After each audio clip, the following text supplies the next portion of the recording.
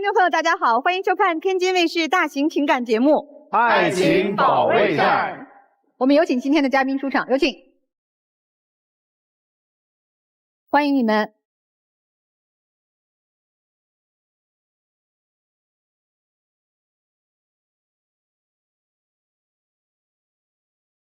首先要疗愈的是本期第一对情感嘉宾韩先生，51岁，来自辽宁；个体文女士，54岁，来自辽宁，退休。他们究竟遇到了怎样的情感困惑？导致你们矛盾的根本原因是什么？我认为啊，都是因为我们在一起这10几年来没领证导致出现的问题，比如说老人赡养问题、经济分配问题、对未来生活规划不一致等等，太多太多。我认为现在领不领证不重要，现在最重要的是赡养我父母的问题，一直商量不明白，没达成共识，其他的那都不是事儿。您今天来的目的是什么？今天他能跟我领证是最好的了，如果不领证的话，我也要掌握他和他父母的经济大权，因为我们俩以后过日子必须一条心，不然的话我真的考虑我们俩的感情呢。我就想按照现在这么过，也没有啥大问题，赶紧把我父母的事儿聊明白就行。哟，你俩这个问题可不小啊！这10几年了没领证，我们15、16年了，生活在一起。我看你们50出头嘛，那10几年前也就30郎当岁，正是成家的好时候呀，怎么这么多年了不领证呢？就是啊，在我们相处的第6年的时候，本应该领证的，但是那时候吧，我们有点生意做，也忙，但是他也没定下神，就想跟我领这证。但是这2年呢，我又提起来这个事儿呢，他就是老是给我压力，也不往这事儿上谈。咱一点点说啊，你们俩彼此认识的时候，您是34岁。对，我有个前提，我再婚过，我离异的。有孩子吗？我有个女儿。就是您是离异带孩子的状态，那先生呢？先生比您还小3岁是吧？对对对。当时您是什么状态？我是没结婚，单身。那应该最初的感情挺美好的呀，是吧？是。那一般不就30岁就谈个1、2年、2、3年就结婚了吗？这光顾创业来的，也没往这方面那什么也。创业是你们俩各创各的业，还是一起创业？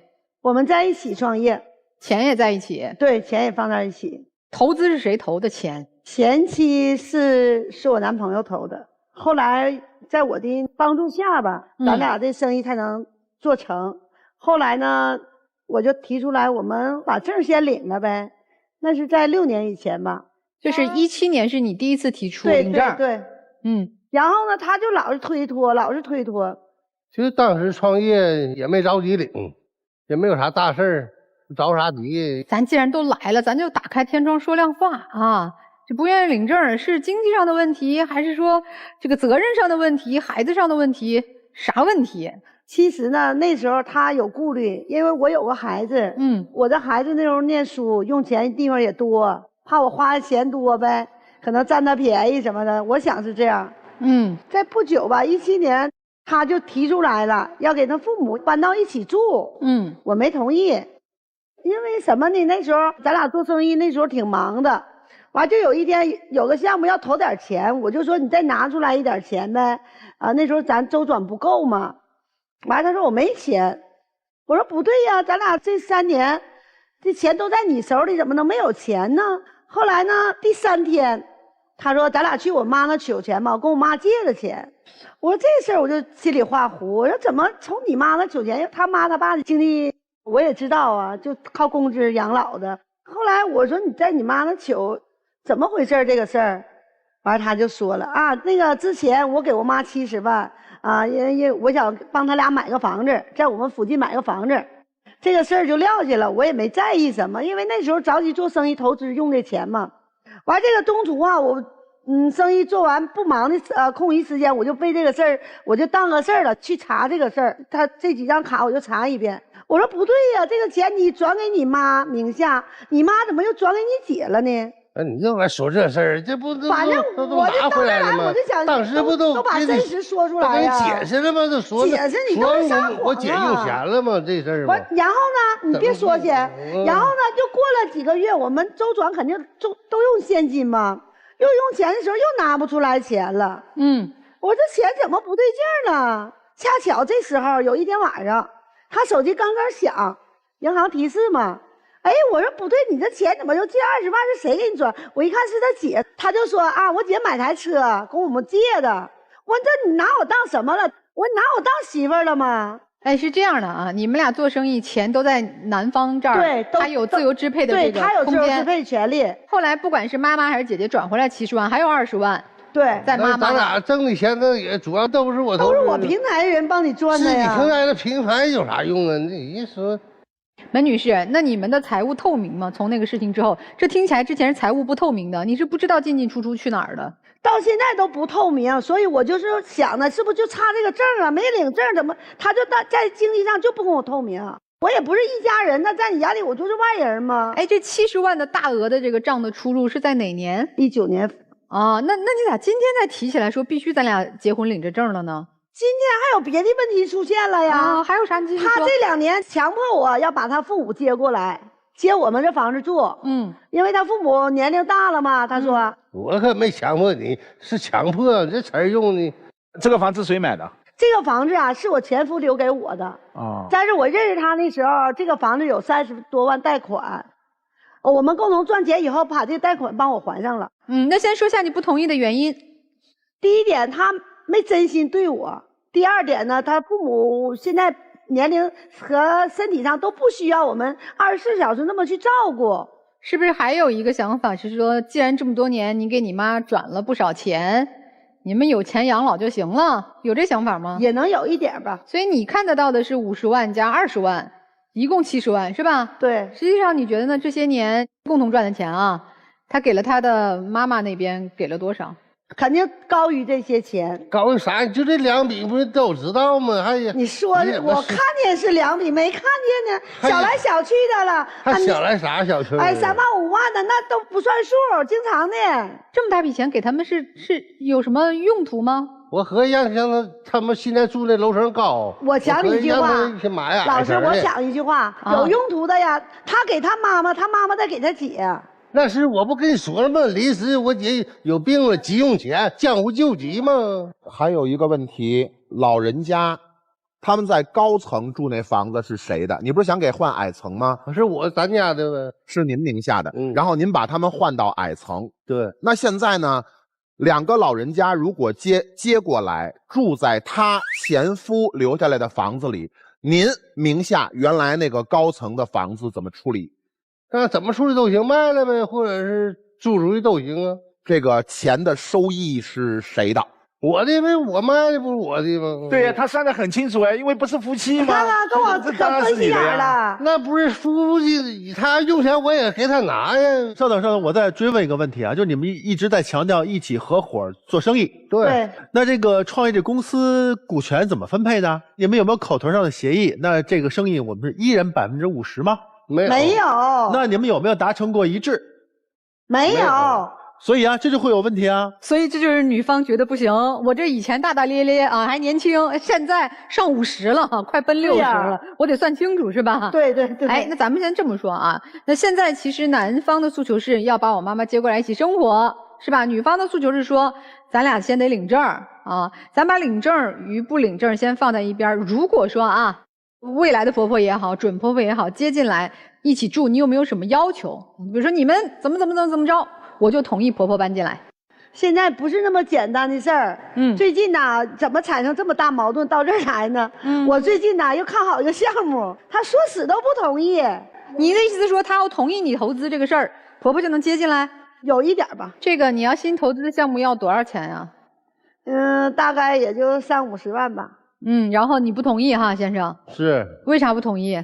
之前都赔400多万了都，刚开始咱俩做的风生水起的，后来赔的都赔回去了。他赔的？你不也参与了吗？是参与了，主动权在你那了吗？是这样的，老师，在4年前吧，我们投资的2个项目。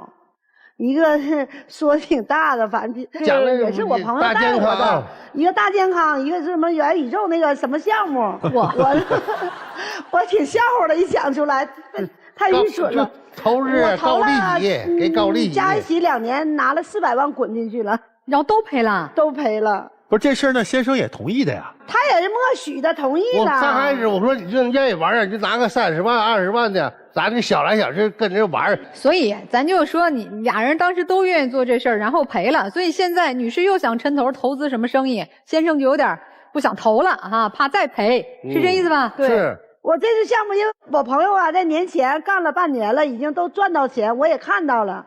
因为我经常去跟朋友在一起，经常考察这事儿，我挺有把握的。上回也是您朋友吧？都是圈内朋友啊，不是一个朋友，但也是您朋友。对，这回您朋友也告诉您里头赚了钱了。这回我是亲眼看见的，都是实体，挺好的。我怎么觉得话术都一样啊？哎，那你们现在等于没有手上的项目做了是吧？没有，是生活来源。我现在退休了，有退休金。他们还有积蓄啊，全部在男生手里啊，是吧？咱们有点积蓄。还那都赔没了，还积蓄呢？有没积蓄吗？没有了，还哪有啥积蓄？2个人赚来的钱，在你手里还有多少？也没有多少了，你就合计呗，赔那些钱还能有啊？够养老不？那够。够啥养老啊？我准备现在还合计自己让他开一小饭店，我或者开一小超市，让他干，他还不干呢。所以说明手里还是有钱，还是有。你其实不愿意跟我们说啊，没事儿。但是女朋友知道吗？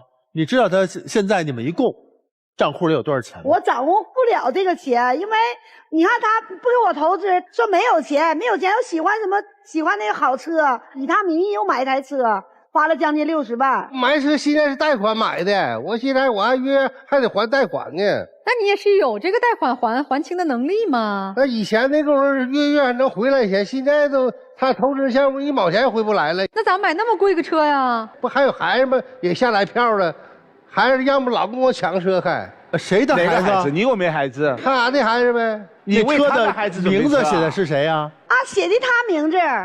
哎呦，什么都是他的名字。我名给孩子开不一样吗？咱都一家人，你还分得太清了。既然是一家人，我说把这证领了，你为什么不领呢？那玩意儿有什么用啊？失去一张证吗？有。我听说这女士为了研究这个咱俩结婚，特地学了好多知识啊。你说说这个领证没领证，对于这辆车也好，你们共同的这个财务也好，有什么好处？你给他讲讲。就是最近吧，我背着他，我学了很多就是关于夫妻财产分配的这种知识。我一想，因为他名下还有保险，我就跟他谈，我说以后咱俩要没有这个证，如果真有一天有什么意外的话，我算什么呀？以后什么都不是我的。但是他赔了400万，我也没揪着他往回要啊。不，这个是2个人合伙做生意啊。我要赔也算是俩人一赔了200。对呀。所以我敢把那60万的车写在他名下吗？不敢。他扭头就给抵押了，我找谁要回来？对，所以我得写我名下呀，不吃亏。怎么就不吃亏呀？赔归赔，那大家做生意失败了，投资失败，这叫夫妻或者男女朋友共同承担这个风险。但是这个车写在你名下，就是你的，和我1毛钱没有关系。跟你有关系，你给抵押了。今天我心情好让你孩子开，明天我心情不好我拿回来了，和你孩子没关系呀。我就这么想的呀。品红老师说的对的呀，因为这是他名下的车呀。另外还有一个70万能拿回来，因为你们2个人还有感情。如果当时他翻脸不认人，根本不理你。哎，那我这么问一下，咱不说这钱的事儿了哈，你们俩就抛开这些生意啊，你们俩相处的怎么样？好，那他可优秀了，我干啥活都不用我，那一干就错，啥不用。我想了一句话，不对，他说全整了。在这儿等着呢。对，您的口气，他每天什么都不干，就在告诉我们您在嘲讽他。他说的都是反话。对。我每次要是支持他干点活啊，动不动就说：“哎呀，你说我干的不好，我不能干。”每天就是养老了，现在开始不用干活了，每天就健身运动，遛小狗、游泳。他每天都要，他喜欢游泳。如果说你男朋友决定拿出来你需要的钱，让你去投你想做的项目，这证儿还用领吗？必须领，同意也要领。他要不肯领呢，怎么办？不肯领，我们就也许会散伙呗。人家都说了，你不领证我散伙了，你这还不领啊？哎呀，他就是让我说，他就是现在是更年期。哎，那我就问你啊，这证你都说都有那么重要吗？就根本我让我说一点重要都没有。不重要，你不重要就领了呗。领了，省得他天天在那儿喳，你不觉得我闹得慌？父母也没来，你说我赡养这到现在，你说我最主要这事儿赡养你父母是你的责任和义务，和他也没关系啊，他是配合。咱俩不得共同的吗？谁跟你共同啊？就算你们领了证，他也是赡养自己的父母是我的主要责任，妻子是配合我。对，但是我认为说儿媳妇是应该伺候老，不是儿媳妇啊，不是没领证啊，儿媳妇。在一起咱都同居这样都10多年了。来，咱们这个打开天窗说亮话。既然你觉得这张纸也不是什么大事儿，那为什么不肯跟他领这张纸？你说清楚了。我认为啊，他还有私心，他就是惦记这2个钱儿，然后还有他不应该惦记钱儿吗？你俩10几年在一起了，不应该惦记啊？应该惦记，也别太明了。跟你结婚就惦记你的钱，到他手里全还得给你赔。那我能这么理解吗？你不跟他领个证，就是怕他惦记你的钱，是吧？有一方面，您还惦记他的房嘞？房那我没直说。他就想利用我伺候他妈他爸，现在都是每周我得去2次给做饭。那个女士，我最后问你一个问题啊，你们共同生活10几年，生意也在一起，那你现在手中你能支配的现金包括一些财产有多少？我能支配的没有很多钱，10万8万的在我手，剩下大钱全部在他手里。您现在是不是有点后悔，当初把这么多的共同做生意的资金全部捏在了男朋友手里？那肯定是啊。那你后来回来，现在还买呢，还买金子呢。买金子咋了？这买完金子给孩子了。那不正常吗？我一个女儿，我给谁呀？哎呀，行吧，其实事情我们也听得很清楚了。这个先生也说了，我这50、60万买个车是给女儿的，给孩子的。但是呢，你买个几万块钱的金子给这女儿，真买了他可就不干了啊！对，一到正格的时候，就不干了。桩桩件件事情已经摆在这儿了。那究竟这对情侣10几年在一起生活的情侣，他们应该何去何从？我们看大家都是什么感受和建议啊？小年轻人，你们有没自己的感受？我觉得我比较支持这个姐姐吧。我觉得还是这应该领证啊。你说，毕竟2个人就是生活在一起也是10几年了嘛。我觉得大哥的做法不对，毕竟这么大岁数领证必须要领啊，毕竟有一个也算是法律上的一个保障吧，一个保护一下你的婚姻之类的。哎，咱闺女多大了？我闺女25。咱闺女对你俩现在这个状态是什么样的反应啊？还是表面上也不说什么，但是内地里也是不高兴。你女儿和她的关系呢？这也10几年，哎，那关系是不错的，对我女儿也很好。好，基于现在这样的情况，老师们有什么建议呢？互不信任，彼此利用，而且各怀心思，2个人就是这么搭伙过日子，没有领证，又得不到法律的保障，你们谁会全心全意？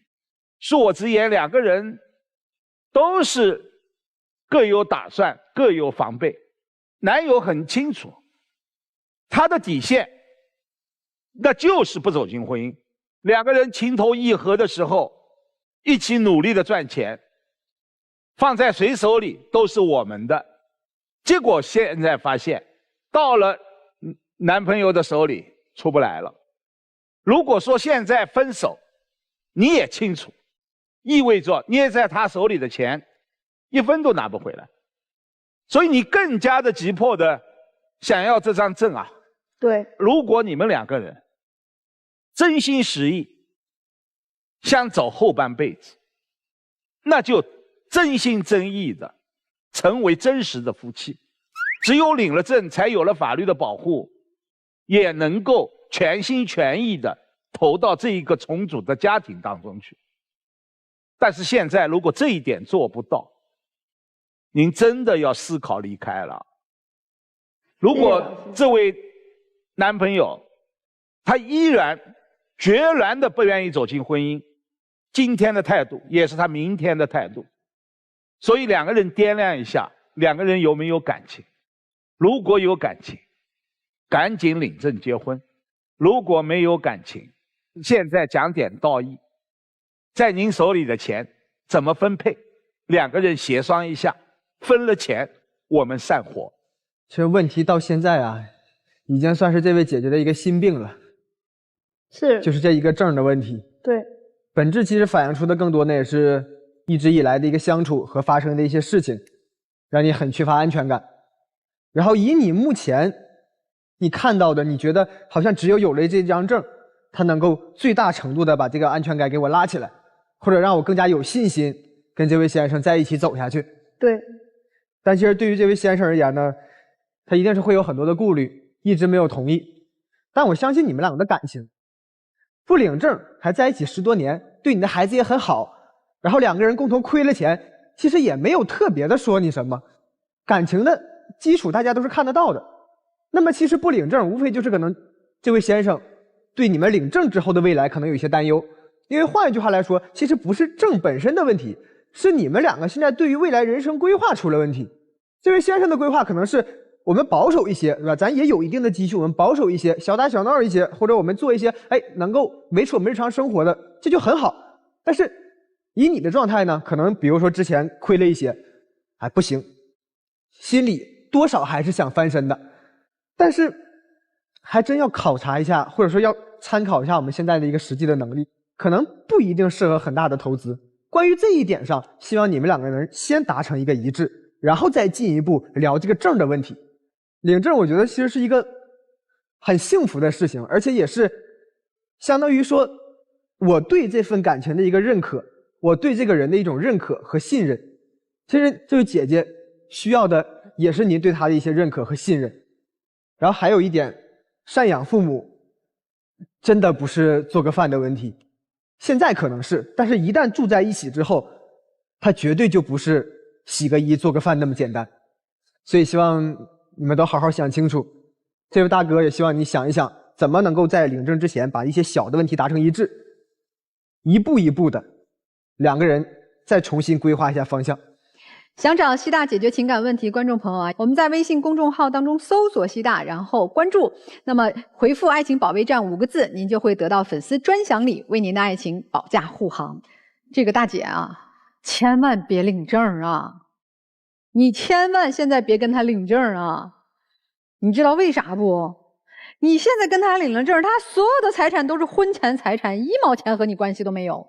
你把你们之间这么多年共同的财产也好，情感也好，捋顺，把你该得的那部分捋清楚，他得求着你领证。你本来是主动权都在自己手里的，你又照顾家，做家务，你又性格好，陪他10几年，照顾他，你又和他一起打拼，你把你自己前夫给你的房子双手欢迎他搬进来一起住，你把你最好的10几年的人生都和他共度，他是处处防着你，所以你还领证，他还要让你伺候他的爸妈。对，你连个儿媳妇都不是。对，你不傻吗？你亏了，你要现在跟他领证，亏得死死的。你看你这男朋友这气鼓鼓的看着我，你这拆散我们的感情，我还是等着他给我妈养老呢。那我翻过来说你啊，我觉得两个人相处，彼此去不叫利用啊，去善用对方的能力，去照顾对方的家人。比如说你照顾了他女儿，我觉得这个挺好的。他照顾了你的父母，这也是值得表扬的。我觉得这都没有问题。但怕就怕了，人到中年开始防着别人了，连枕边人最亲最爱的人你都防着了，你不可悲吗？我觉得年轻时候你还是条汉子，现在咋了？那么斤斤计较啊，连个证都舍不得领啊，那么防着呀，生怕自己吃亏啊。我觉得你要真的在意这个陪了你10几年的女人，第一步把你们的财务捋透明一下，这些年咱挣了多少，赔了多少，我剩下多少，清清楚楚告给他。想要和他继续，和他清清楚楚把证领了，求婚领证，然后拿出你的真心，把你想你妈妈爸爸接到这个家，你们能够去协商一致的方案拿出来。生活费怎么付，老人怎么照顾，是请阿姨还是我们怎么分工家务，列出一个可执行的方案，日子还能过。你要这点都不想，就想着他给你伺候爸妈，其他你什么都不想做，我真劝他和你分手。何去何从自己考虑啊。你本来是可以拥有很多幸福的，一个全身心爱你的女人，一个可以陪你照顾你爸妈的好儿媳，一个愿意和你白头到老互相扶持的好媳妇儿。你要还藏着掖着防着那点财产那个车啊，那咱也别耽误人家了。你再去找一个愿意给你照顾爸妈不领证的女的呗。是这样啊，我老觉得吧，把感情和钱掺在一块儿就说不清楚了。用结不结婚作为要钱的一个筹码，钱要不回来，要回来也一定是不情不愿。把要不要钱作为结不结婚的筹码，这婚结的也不纯粹。所以二位是谈钱的时候别谈结婚，谈完了钱咱们再谈结婚。来，韩大哥，你敢看着自己女朋友跟他商量吗？你就跟他说不谈结不结婚，你给我多少钱？盯着他眼睛问。如果咱俩不过了，你能给我多少钱？你要多少钱呗？要，门大姐要。我要50万。注意啊，要了50万，行还是不行？可以开始讨价还价。您觉得多少钱？这段事儿能了？你要多少钱都行。好，答应了，50万就给你。要50万，我也不多要。好嘞，这50万包括了一切啊，这50万给你。还要车吗？要1台车，我们2台车现在。行，车解决了，50万解决了。好，接下来二位还有什么关于钱的事儿捯饬不清楚没有？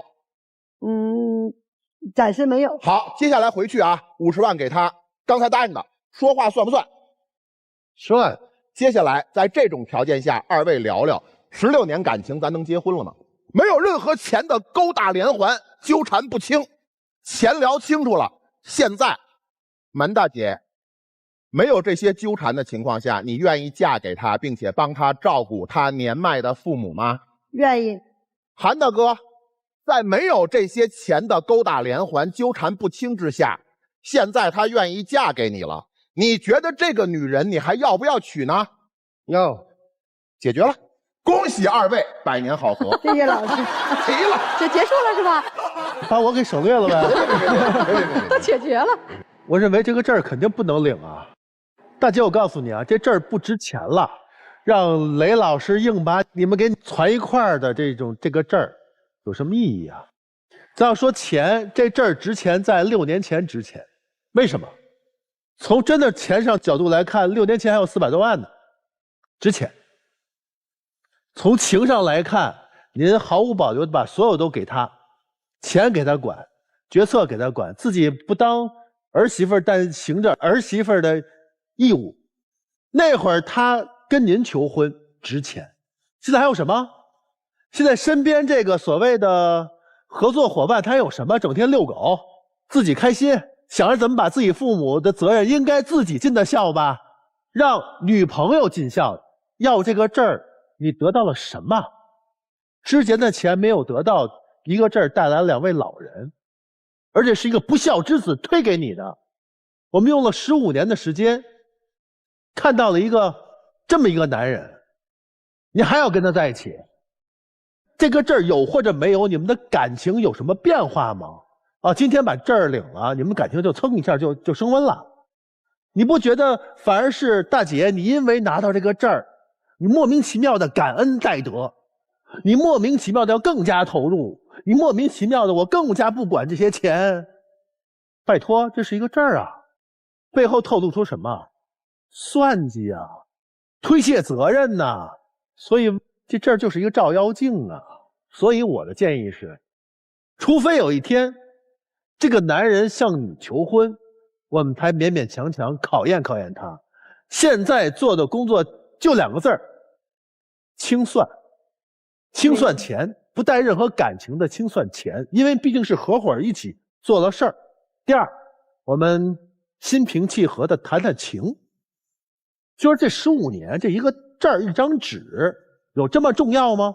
重要，但为什么显得这么不值钱呢？好好聊聊吧。好，谢谢老师。2位好好思考一下啊。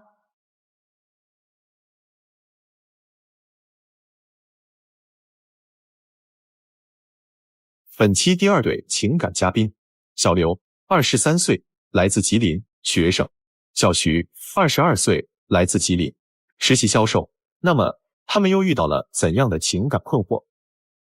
你俩现在是什么状态？我们现在根本就不像情侣，他心里一点也没有我，我们无话可说，也根本没有信任可言。他太敏感了，管制欲特别强，我在这段感情中快喘不过气儿来了，压力太大了。你对这段感情还有期待吗？也就有点儿吧，因为他异性缘一直都特别好，我从恋爱开始就没有安全感，直到异地之后，他变得更像个机器人一样，跟我交流越来越敷衍。我想知道为什么我们会变成这样，之后还能走下去吗？肯定有期待呀，她之前是个挺好的女生，也很包容我，为什么异地之后变化这么大呢？现在总是无理取闹，遇到事情刨根问底儿，到最后就是冷战收尾，根本就不解决问题，她还能变回原来的样子吗？哎呀，女孩觉得和机器人谈恋爱，男孩觉得这还不如机器人，是吧？这怎么就处成这样了？就是我俩现在在异地嘛，从11月份开始，因为我就留在这实习嘛，他就是放假就回家了嘛，然后我就感觉他天天也不跟我说话，就分享欲就是也特别少，对我就特别冷淡。就我今天想来问问他到底能不能处了，到底啥意思？我没啥意思，我还想问问他为什么这么敏感了。就是女生说是异地之后这种就不愉快和担忧放大了很多，是吧？对。你担心啥呢？我对象长那么帅，我就担心他跟别的小姑娘说话，而且他搁那个网上发的那些视频啥的可帅了，就是待会儿给你们放着看一下。有，人家说起来帅，两人笑容，我们看看有多帅，来看看，哎呀，可帅了！哇，嚯，还真帅，还真是。还有点赞更多的呢，还有那个别的照片，还有更帅的呢。哎呀，看看，哎呀，确实挺帅啊！有3.8万呢，特别多女生喜欢他，然后他特别就是受那个异性欢迎，然后吧，他网上根本就是也没有我的痕迹啊，我就感觉他立单身人设呢。那他和这些粉丝什么有互动吗？咋没有呢？也有啊。他有一次，我中午12点多给他发的那个消息，他半夜12点多才回我，我就感觉他就跟那个他的小粉丝就出去约会去了呗，我就觉得是这样的。这咋可能有这事儿呢？你觉得有证据吗？我没看见呢，但是我就觉得他跟男生在一起不可能12个小时一个字都不能回我啊。之前一个小女生给他评论，就评论他帅，然后他给人回复一个钻戒表情包，我也不知道他啥意思，要跟人求婚呢。没有，我就随便找了个表情包，我就回了一下啊。那么多人给他评论，他就回复那个，我就感觉他就是说点人家小女生主页，看人家长得好看呗，就释放信号呗。而且他这搁网上整这小单身人设，根本也看不出来是有对象的样啊。听明白了啊，这个女生因为觉得男生帅就有担心，又异地嘛哈。对，我中午12点多给他发的消息，晚上12点多回，你就告诉我为啥你12个小时不能回消息？我当时跟哥们打台球去了，正好打台球你手机就看不了，正好放假，跟哥们好长时间没见着了，打个台球放松放松也不行，这个谁能信呢？我就感觉他就是跟小女粉丝啥的出去了，人家就不让你看手机呗。没有，就是打台球去了。打台球12个小时不看。其实是后来打完台球之后手机也没电了，后来去了 KTV 了。我之前都不知道，之前那次他就回我说打台球去了，这次又给我整出个 KTV。对呀，我跟哥们上 KTV 又咋的了？就跟哥们去 KTV， 你们2个人去 KTV， 你俩真挺爱唱歌的呀。唱歌咋了？来几个朋友唱歌喝。又来了几个朋友。有多少事儿啊？还有啥事儿啊？能有啥事儿？来几个女朋友吧？都哥们唱歌也不行，就这点小事就一直说。那你打台球，然后去 KTV， 那你中间就没有时间吗？中间你没有时间，回个消息都不行。姑娘，听，你不能再在这个事情上纠结了啊！你都已经自己知道答案了，他跟人家12小时至少干了让你不愉快的事儿，你一直在纠缠这个干嘛？这件事情放到这儿，你的判断可能有些是。过了哈，他可能没有干特别伤害你的事儿，但一定是不能和你说的事儿，所以不和你说，不接你的信息，不回你的电话，你还矫情他干啥？这个男生啊，我跟你说啊，你这当着我们的面，你就别胡搅蛮缠，你就说不吭气儿，哪怕都行，那不睁着眼说瞎话呢吗？没有啊，你不就是不想回复他吗？我不管你干啥去了，你就是看着了不想回复，是不是？或者不方便，或者不想。还有什么事儿你接受不了的？就是刚才不是说我自己想象了吗？然后他还有我看见的，我看见他给个女生微信，一整就发点那个日常，发点那个小穿搭呀，吃点饭啥的，一整就给人女生微信发。你为啥知道我给女生微信发消息啊？就是那次用我电脑就登了一下你微信呢，然后我就看见了，咋了？就是你一直拿电脑登我微信的呗。对，咋了？那你要是不登这一次，我还不知道你有这些事儿呢。这女生怎么回复他？就没回复他，就是我感觉可能是那个什么前女友啥的，想找人复合，人不搭理他呗。而且或者是前女友、前任，我怀疑是这样。然后还有那个我俩刚开始谈恋爱的时候，去那个动物园，我跟人说话，人家不搭理我，就搁那录视频。但是后来我就是直到我看到他这个电脑上这个微信，我一寻思，那不肯定就是给这微信发吗？你要干啥呀？那个其实是我的一个发小啊，我给我发小发过我发小为啥不搭理你啊？发小你发这些人不搭理你，你啥发小啊？那个其实是从小一起长大的一个青梅竹马的一个好朋友，但是他21年的时候去世了。我俩之前也经常聊聊天，关心关心啥的。后来虽然他不在，我也经常给他发。就是分享分享我的日常，看看我现在过得怎么样。不，这个女孩子是在你和你女朋友好之前就过世了，是吧？对，就是我俩谈恋爱之前，我跟那个我的青梅竹马就一直有联系啊。你一直在给一个去了世的女孩子发你生活的日常，而且是他把他和我恋爱的过程发给那个人，也发。对，也发，就是让他看看我现在过得好不好啊。是你暗恋的对象还是你的前女友？没有，就是朋友。对，就是朋友。所以我想问西大老师，这问题你怎么看？有一些东西可能要尊重，但是你女朋友尊重了之后，你要回馈给她尊重，并且可能要给对方一个预期或者一个期限，就是我可能她，比如说她小的时候对我有什么样的影响，就是你要让她理解。为什么你会一直给他发？你要告诉他对你产生了多么深远的影响，比如说在你什么关键时刻帮助了你，或者扭转了你的哪些方面认知，让你在成长上有什么帮助。总归这个人得是对你有益处的，并且认可的，并且有帮助的，或者有一定深度的链接的，对吧？你给人一个合理的理由，他就不这么难受了。总之，就女孩觉得男生这个心里你不是他的全部。是吧？有假想敌，就那12个小时不回微信，也不知道是谁，甚至粉丝哈，也有真正存在的这样一个，但他是一个故去的异性的好友，都会让你觉得他的心不全是你的，是吧？就这个很难受哈。行，除了这个之外，你们异地的这日常生活啊、沟通啊、交流啊，有没有问题？有问题很大。好，举个例子，就是因为我现在是刚工作嘛。有一次我就是跟那个客户就工作中嘛，人家就把我拒绝了，被赶出来了嘛。我当时特别难过，然后我就跟他说了，你作为一个男朋友，你倒是安慰我几句呀。然后他不的，人家还笑话我。我当时可没笑话他，主要是因为那个我也没毕业呀，这方面专业知识我不懂，我也不能说瞎评论瞎给你提意见。那你咋回应人家的呀？我就回复了几句哈哈哈哈呀。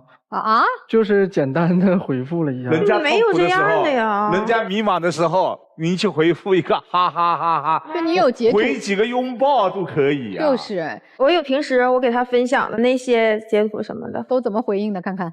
第一个就是在网上有那种续火花嘛，除了续火花，然后就不说话。这除了哈哈哈，就几乎没有别的话，哈哈哈和表情包没有别的话。就没话说才哈哈哈呗。那当然，问题是他跟另外一个人，人家不理他，他可有的是话说，录个视频都得发，人可3年没理他都有话说，这儿天天跟他求安慰，这边哈哈哈。你为什么永远是哈哈哈呢？我不知道说啥呀，主要有时候他发的那个我看完之后也没啥感想，现在就觉得我无聊了呗。不是啊，就真没啥感觉。有意思的他真的可以这样解读啊。因为你们两个人是热恋之中，又是异地，又敏感，这个时候您应该知道他的心思怎么想的，哪怕安慰几句，您总不可能忙到最后只能哈哈哈吧？我也有点不太会安慰人。不会安慰人，那谈恋爱你还不会吗？你看那个，你刚开始说还能说演一下子，给我续个火花，下面火花都不续了，还有后面这个，就1月份。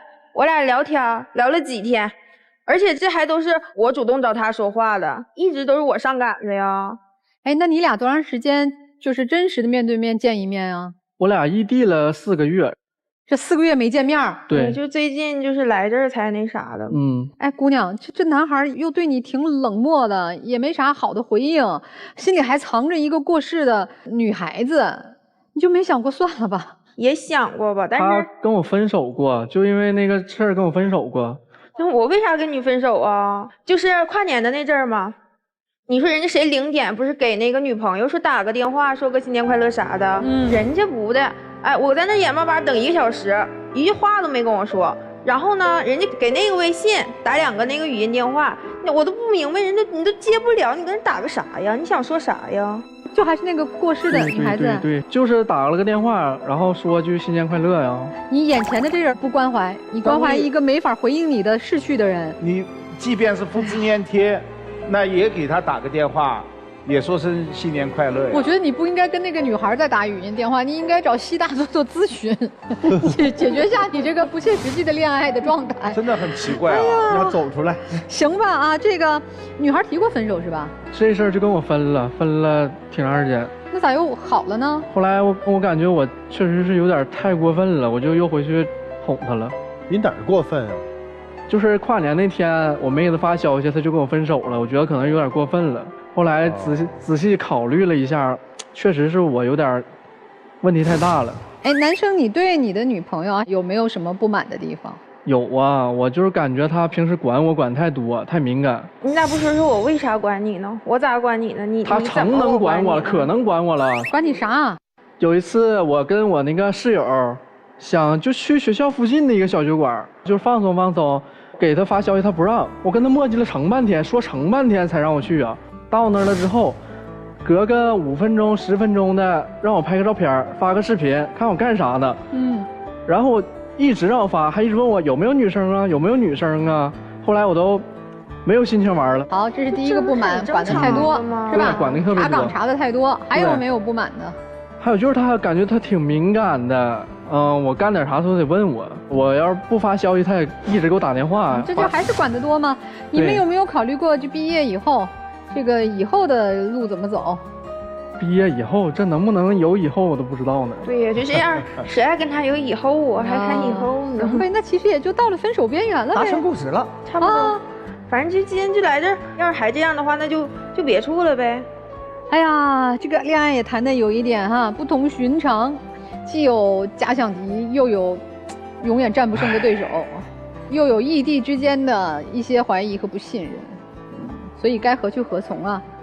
我可能咱们年龄也有代沟，但是在我的年龄看，当孩子看，我认为这女孩子吧，现在你应该就好好的找个工作，把自己前途看重要一点，这些事儿不要看那么重，能处一天呢，当朋友处一处。我看呢，就是说这男的责任有点大点儿，应该珍惜当下，还为了一个故人嘛，就属于没有必要那么纠结。当时这么好的女朋友，还因为这事吵架，没必要，因为。就是人家也没有几百万的财务的这个纠纷是吧？就应该好好过啊。对。哎，叔叔阿姨都劝你们调整调整，继续过，是这意思吧？对，继续处吧。对你俩那么麻烦的状况还处着呢，他俩这不算啥。但现在的问题是他们处不下去了。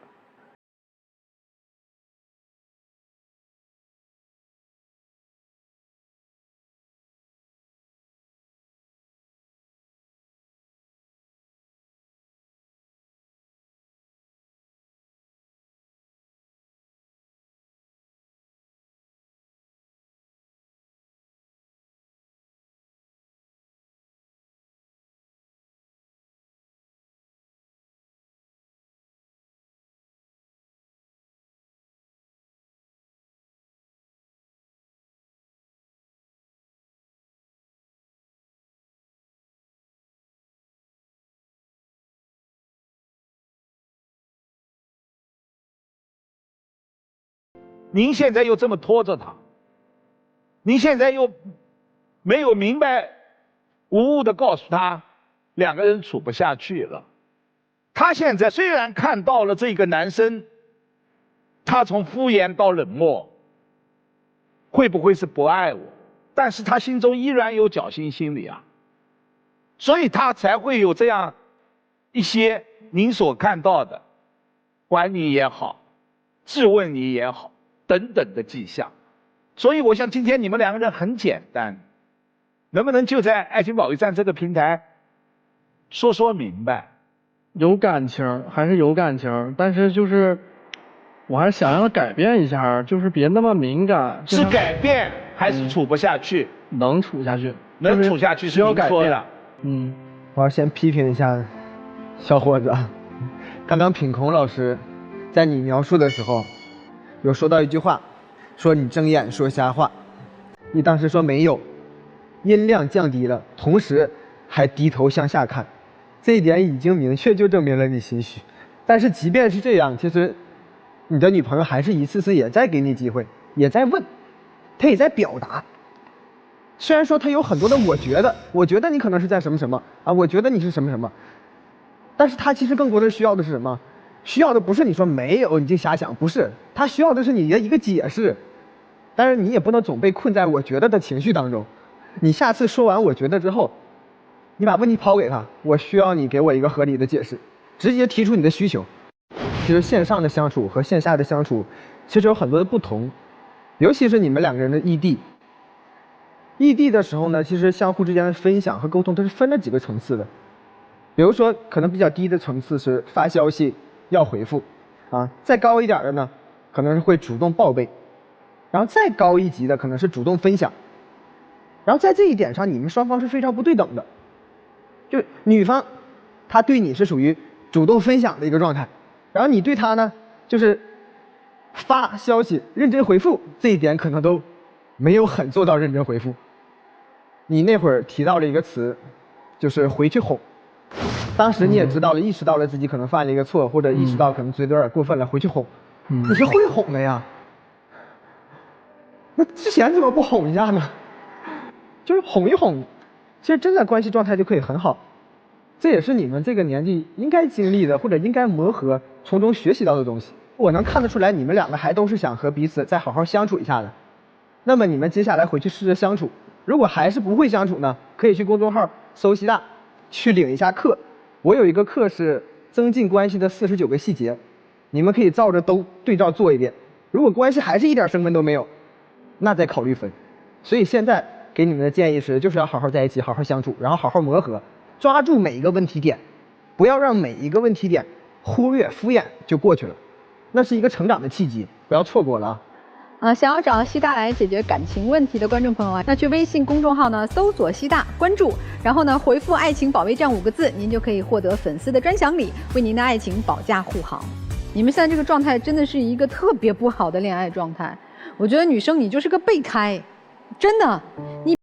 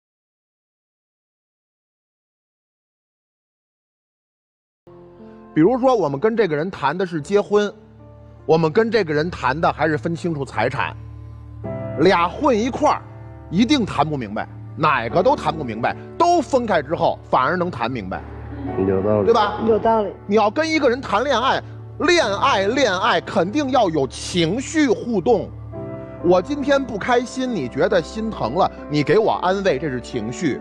我今天很开心，我跟你分享，你跟我共情了，这是情绪。他给你的情绪互动，不管你开心或者不开心，哈哈哈哈哈哈哈哈。他跟你有情绪互动吗？没有。那你跟他谈的是什么？另外，我问一下小刘啊，他跟你说明白了，我今天被一个特别难缠的客户，特别不客气的让我出来了，我委屈啊。这个时候，你心疼吗？心疼。你表达心疼的方式是哈哈哈哈哈哈，是吗？你的情绪表达非常有个性，你不光有颜，还有个性。但是他跟别人有的是情绪互动啊，人家都不用给他反馈，他天天喜怒哀乐给人发呀，是不是？那你觉得他跟谁谈恋爱呢？哎呀，好深情的男孩，好幸福的女孩，好感人的爱情。对不起，女生，我不是跟你说的，我说的也不是你，我说是他和那个微信女孩。活在当下的感情最怕的就是冷着活人，爱着逝者。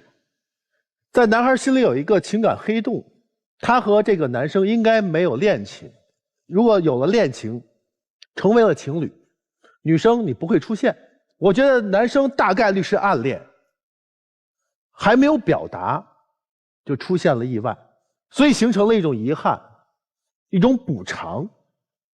如果男生对这个女孩，你的女朋友真的是有爱的话，你一定会跟她坦白这段过往，但你就在今天，你还不去解释，你还在保护你们曾经那段最纯真的那段感情，虽然好像没有开始，但它永远没有结束，至少现在还没有结束。这段感情在你内心深处何等的深刻。你不是一个花心的男人，别看有3.8万赞，他们都是过客，包括这位在你对话框里装雷达的女孩也是过客。所以孩子走吧，第一离开他，你不要害人家，人家是真情的，他是无辜的。第二一个，你继续往前走吧，因为你经历过的太少了，与其怀念，不如揣着怀念前行。如果你过得更好，如果有一天你真遇到了你的幸福的话，我相信逝者作为你的老朋友会向你表示祝愿的。那你们也思考一下老师的建议啊，是分还是合，你们自己来做决定。那我们这对10几年的情侣啊，给你们一个前提，先不去说结不结婚的事儿，但如果先生愿意为了一份尊重、一份信任，给到身边这个陪伴自己17年的女士，给她一个答复，你们就出来再说结婚的事儿，要不就别出来了。来，我们请4位回到我们的门后面来，请回。哎，你就出来，你说我1分钱也不能给到他自由管理，你就别出来了。如果你想报名参加我们的节目的话，那您可以私信我们爱情保卫战的官方账号，记得我们是不收取任何费用的啊，小心上当受骗。观看完整视频请登录腾讯视频。好，我们来看看他们2组嘉宾的选择。先看一下这对夫妻啊，愿不愿意把财务公开透明，能够有个彼此互相信任和尊重的财务模式，再谈是否领证结婚。愿意的话那就请出来啊，不愿意的话就别出来了哈。所以来3、2、1，请开门。他们2个人还真有点悬啊。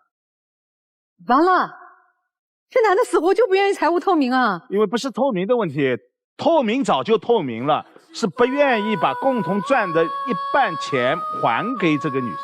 这下这大姐明白了，明白了，到底爱有多深，明白了，情有多重，就是钱重要还是情重要？说白了，我觉得也挺好的，了解我们真实相处的这个关系当中的真实性，我觉得比其他都重要。对呀，才50岁嘛，女儿也长大了，还有很多机会拥有更多的幸福。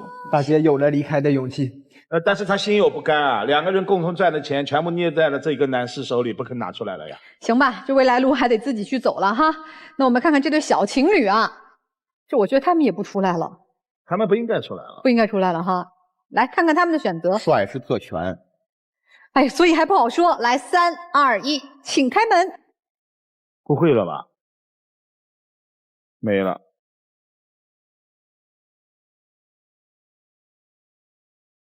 哎呀，幸亏没出来。我跟你讲，因为接下来如果他们出来，我得这么说：美好发生，怎能不看？